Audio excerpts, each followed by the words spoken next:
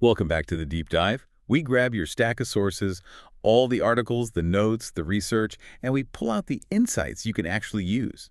We're giving you that shortcut to being truly well-informed. Hmm. Today, we're diving into the energy of this really interesting transition week. That's December 22nd through the 28th, 2025. And it looks quiet. I mean, on the surface, it seems like not much is happening. Right, but according to our sources, it carries the weight of the entire year to come. It's an incredibly potent time, and it's potent because of how calm it seems on the outside. We're working with material from Tarot by High C, Yeah. and the key takeaway really is that this is not a week for just, kicking back. Not for relaxation, then. Not at all. It's for strategic foundation building. If you use this quiet period effectively, you're essentially preloading your success for 2026. Okay, let's unpack this. The core question that this whole deep dive and the sources really forces us to answer is beautifully succinct. It's what is actually worth our time, our money, and our emotional labor. And that sounds like serious clarity. It does. It is. It's the highest form of clarity.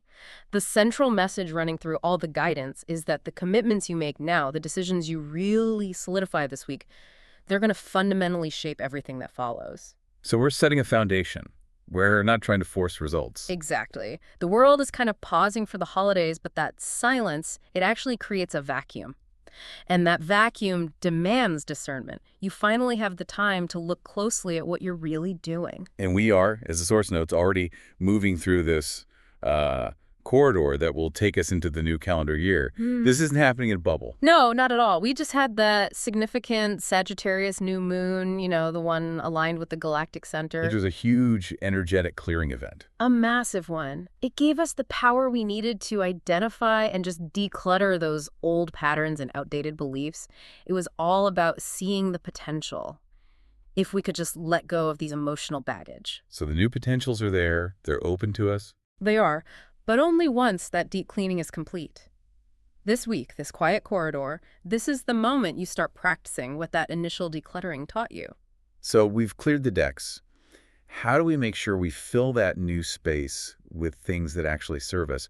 What are the grounding truths for that? The source gives us these incredible axiomatic phrases. And these aren't just, feel-good quotes. They are thematic anchors that really define the Capricorn energy that's coming in. Okay. So firstly, clarity is not cold, meaning stating your truth clearly is not an act of aggression. Right. And second, boundaries are not punishment. They're definitions of safety for yourself.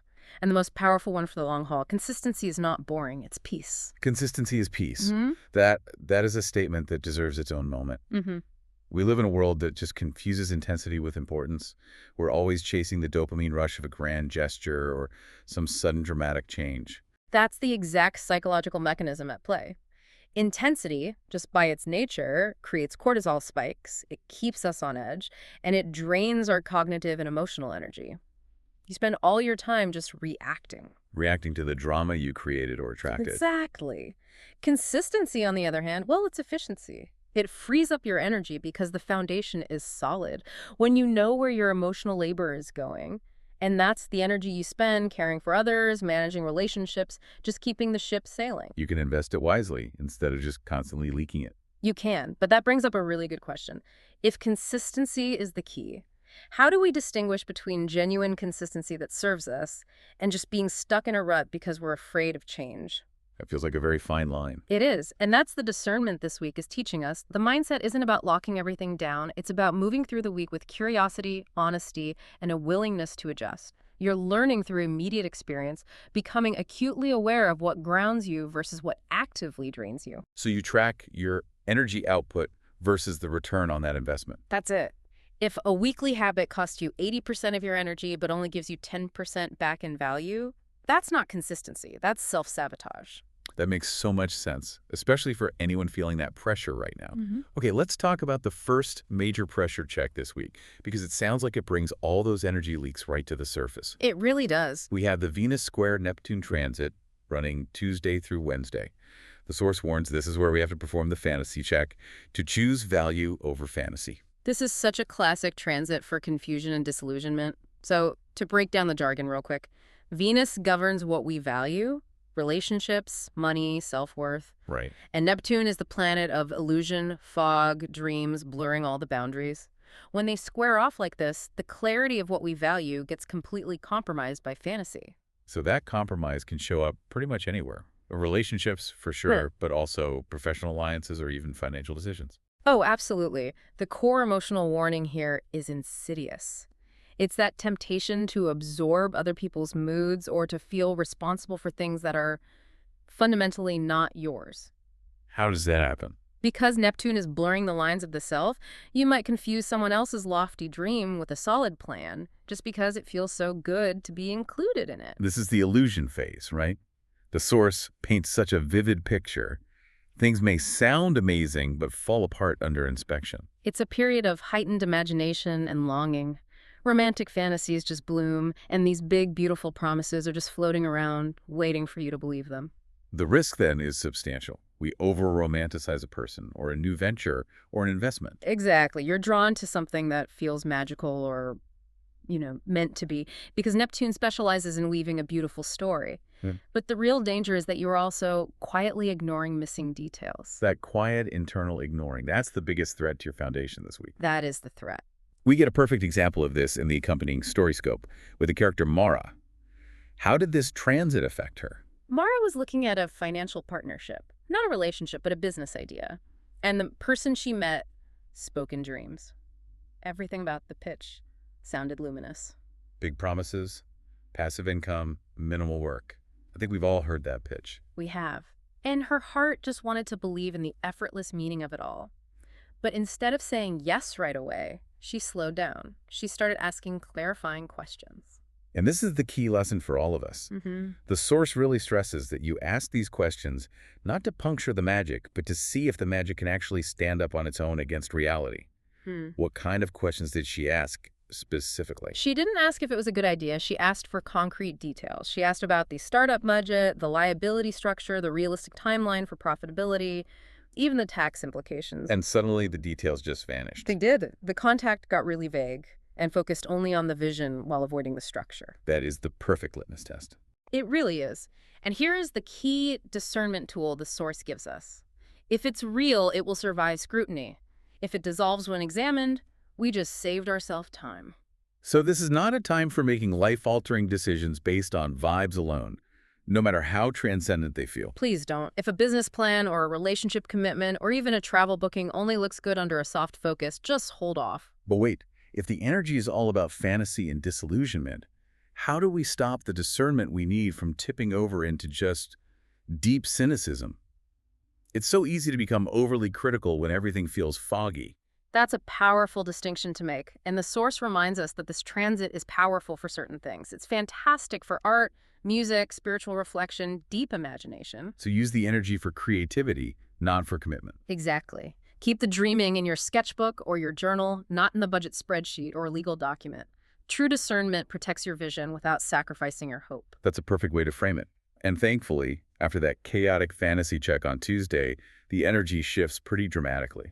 It does. Midweek, we shift from drifting to doing. Because of the move Venus makes?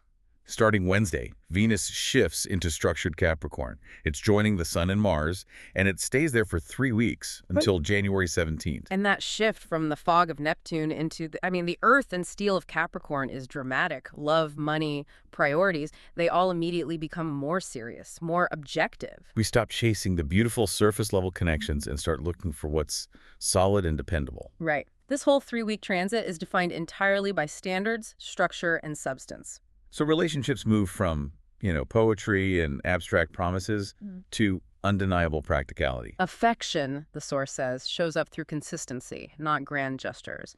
Reliability suddenly becomes wildly attractive. And flakiness completely loses its charm. Completely. We're prioritizing long-term yield over short-term excitement. Love becomes practical, and it starts to solidify into real commitment, or this clearly shows you where the foundational work is missing. So if you're dating, you're no longer interested in the person who just promises a vacation. You're interested in the person who shows up on time, consistently, and communicates clearly about the future. I can see how this hyper-realistic approach might be seen as a lack of romance by people who thrive on drama. It might. And that brings us to a really powerful moment of self-reflection that this Capricorn energy encourages. It's about noticing where we perform to earn love instead of simply being met. Oof. That is a tough mirror to look into, especially this time of year when expectations and the pressure to be happy are so high. It is. The source suggests that when we catch ourselves performing, we need to look at the boundaries we neglected in the first place. Because performing is exhausting. It is. It's a clear sign you've adopted someone else's expectation of you. The Venus in Capricorn transit is urging us to choose long-term stability, the spaciousness of a real relationship, over the short-term excitement of feeling validated by an external performance. We're encouraged to set clear expectations based on mutual effort. Mara, in the StoryScope, she finally understood this when she remembered something her grandmother used to say. Love that lasts looks boring to people who don't want to work. Wow, that perfectly encapsulates the wisdom of this transit. It really does. Stability is not dull. The source notes that it's actually spacious. It leaves emotional room to breathe and grow. Intensity is usually just suffocating pressure dressed up as passion. If you find peace boring, you might be confusing peace with stagnation.